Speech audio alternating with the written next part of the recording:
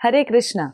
महाराष्ट्र के प्रसिद्ध संत तुकाराम महाराज ने कहा है कि जो एकादशी व्रत का पालन करता है उसे निश्चित वैकुंठ की प्राप्ति होती है। जिसे ये एकादशी तिथि अच्छी नहीं लगती वो जीते जी नरक में रहने वाला व्यक्ति है।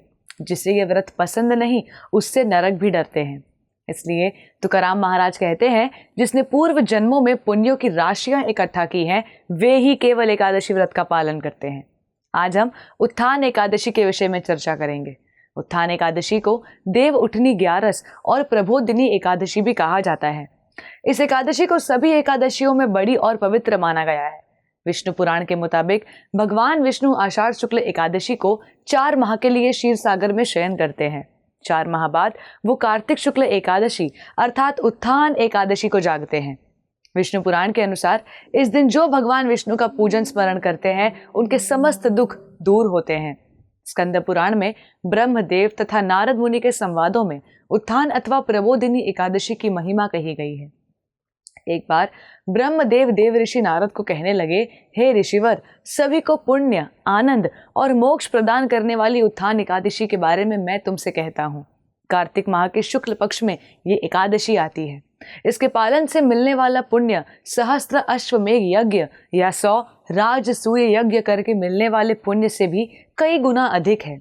हे पुत्र, उत्थान एकादशी के पालन से त्रिभुवन में अनिश्चित न मिलने वाला और बहुत ही दुर्लभ ऐसा पुण्य प्राप्त होता है। मंदार पर्वत के समान पाप भी इस व्रत के प्रभाव से नष्ट हो जाते हैं। इस दिन के पुण्य की तुलना सिर्फ सुमेरु पर्वत से ही की जा सकती है।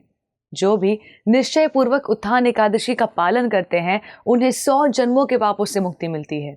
जो भी रात को जागरण करते हैं उनके भूत वर्तमान भविष्य की पीढ़ियां वैकुंठ को प्राप्त करती हैं। नारद मुनि ने कहा, हे स्वामी, कृपया ये एकादशी कैसे करनी चाहिए इस विषय में हमें बताइए।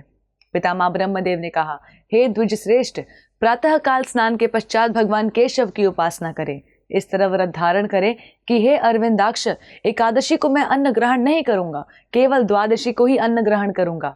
हे अच्युत, कृपया आप मेरी रक्षा करें। ब्रह्मदेव ने आगे कहा, संपूर्ण दिन भक्ति भाव से व्रत का पालन करना चाहिए। रात में भगवान विष्णु के पास बैठकर भजन कीर्तन व उनकी मधुर लीलाओं का श्रवण करके जागरण करना चाहिए। द्वादशी के दिन भगवान विष्णु की पूजा करके ब्राह्मणों को भोजन खिलाकर व्रत पूर्ण करें। अपनी क्षमता के अनुसार आध्यात्मिक गुरु की पूजा करके उन्हें योग्य दक्षिणा देनी चाहिए। इससे भगवान प्रसन्न होते हैं। इस प्रकार ब्रह्मा जी ने देव ऋषि नारद को उत्थान एकादशी का महात्म्य समझाया। ब्रह्म वैवर्त पुराण में कहा गया है कि जो कोई भी एकादशी के दिन व्रत करता है वो सभी पाप कर्मों से मुक्त हो जाता है और आध्यात्मिक जीवन में प्रगति करता है। मूल सिद्धांत उस दिन भूखे रहना नहीं, अपितु अपने शरीर की आवश्यकताओं को घटाकर अपने मन, बुद्धि और इंद्रियों को ज्यादा से ज्यादा भगवान की सेवा में, उनको स्मरण करने में लगाना है। अपनी निष्ठा और प्रेम को श्री गोविंद पर और भी सुदृढ़ करना है। अतः आइए हम भी इस अति श्रेष्ठ मंगलकारिणी और भगवान श्री कृष्ण को सर्वाधिक प्रिय एकादशी व्रत को रखें और भक्तों के संग में भगवान की दिव्य लीलाओं का श्रवण करें, हरि नाम जप करें व नाम संकीर्तन कर जीवन के अंतिम लक्ष्य की ओर बढ़ें, जो है कृष्ण प्रेम। आप सभी को उत्थान एकादशी की हार्दिक शुभकामनाएं। धन्यवाद। हरे कृष्णा।